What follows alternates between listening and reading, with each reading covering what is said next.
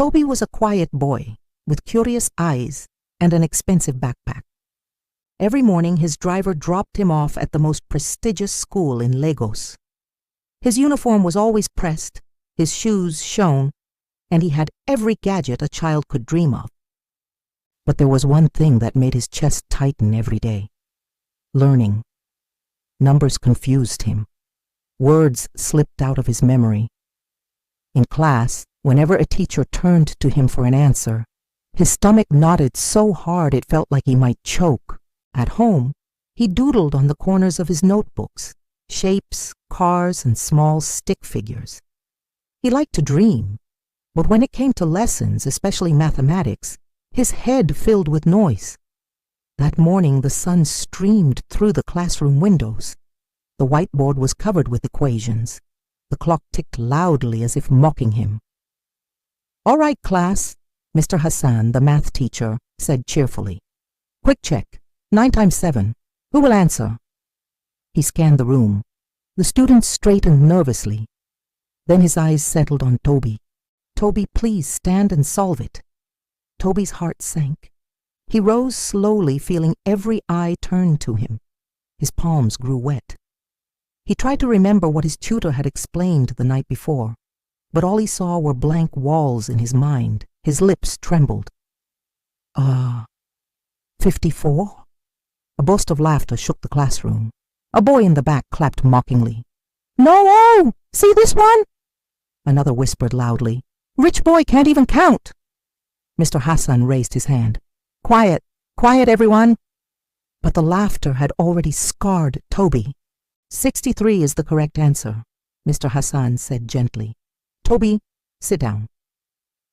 But Toby's face burned. He lowered himself into his chair, wishing the ground would swallow him. After school, the chauffeur opened the door of the sleek SUV. "Good afternoon, young master," he greeted. Toby nodded weakly, sliding inside. He kept his eyes glued to the window as the city rushed past. Hawkers shouting, buses honking, women balancing baskets on their heads. When they reached the mansion, the gates swung open silently. The compound was huge, with trimmed hedges and marble steps. The house stood tall and proud like its owner. Inside, Madame Ifeoma was finishing a business call. She was a woman known across the country, billionaire investor, single mother, respected in every room she entered. But when she saw her son walk in, shoulders slumped, she frowned. "Toby," she said, hanging up. "How was school today?"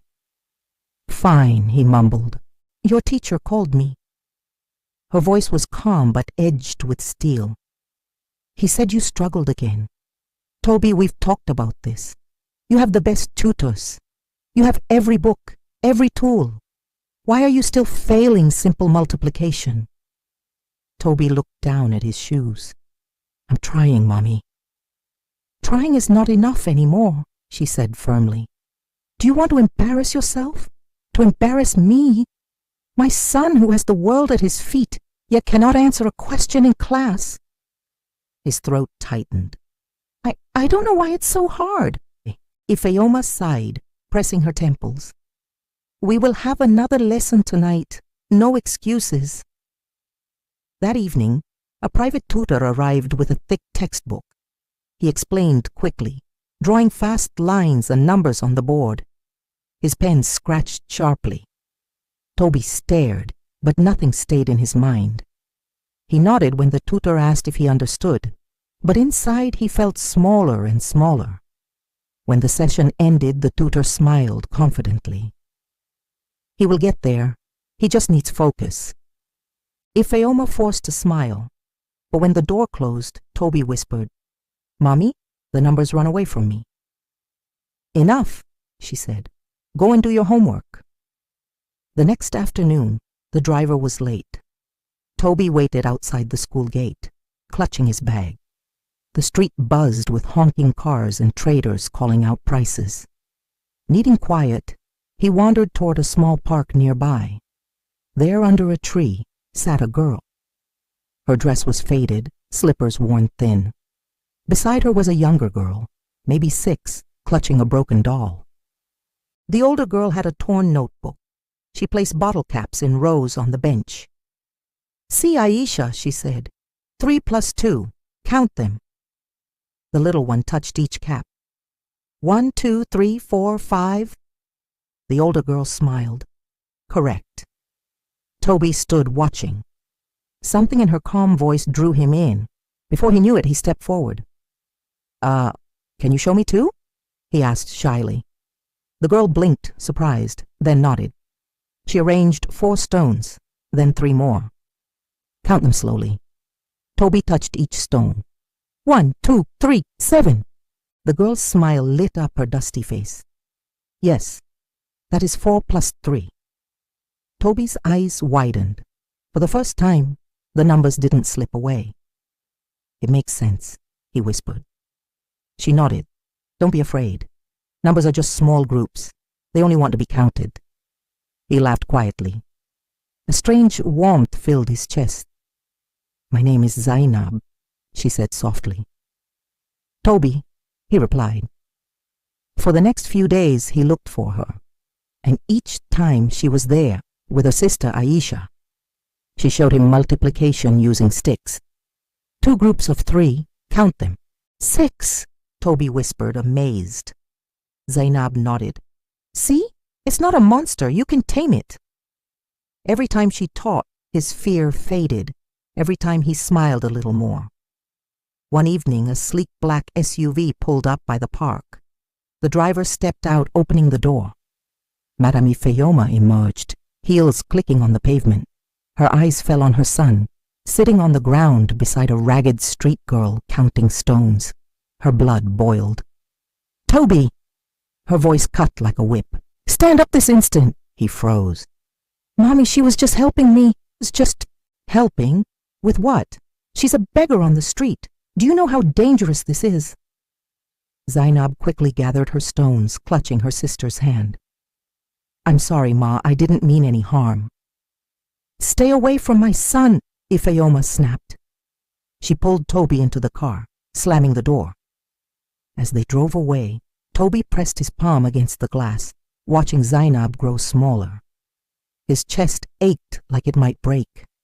That night, Ifeoma paced in her room. She couldn't shake the image, her son, smiling in a way she hadn't seen in years, and the girl's calm voice, patient and kind. The next day, against her own rules, she returned quietly. She stood behind a kiosk, watching. There was Zainab again, teaching her sister fractions with bottle caps. If we shade 5 out of 10, that is half. If we shade 2, that is 1/5. Aisha clapped. "It's like sharing bread." Zainab laughed softly. "Exactly." Then, when she thought no one was looking, Zainab pulled out an old torn school uniform from her bag. She pressed it to her chest and whispered, "One day I'll go back. One day." Ifeoma's throat tightened. Something inside her cracked. That evening she called Zainab over. The girl trembled, clutching her sister's hand. "I'm sorry, Ma," Zainab said quickly. "I didn't mean to offend." Ifeoma studied her carefully. "Who taught you to teach like that?" "My father," Zainab whispered. "Before he died, he said, 'If you can explain something simply, you truly understand it.' I loved school. I was good at it. But after he passed, there was no money.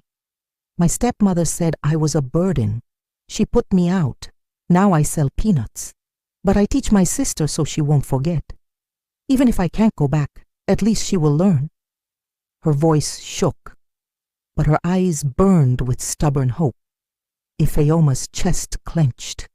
She heard echoes of her late husband, the same stubborn belief in education, the same unshakable hope. The next week, the mansion's dining table looked different. No silent dinners, no stiff study sessions. Instead, beans, bottle caps, and buttons lay scattered across the polished wood. Toby sat with his notebook. Across from him, Zainab guided his trembling hands. 4 plus 3. Let's build it. Toby's smile grew as he counted. 7, Zainab clapped. Aisha giggled, and Madame Ifeoma, the Iron Lady, felt her eyes sting with tears. That night she called Zainab aside. "From today," she said softly, "you and your sister will have a home here. You will both go back to school. And you, Zainab, will be Toby's tutor. Not because of pity, but because you have a gift." Zainab's lips trembled. "Thank you, Ma." "No," Ifeoma whispered, pulling her close. "Thank you for giving my son back his courage."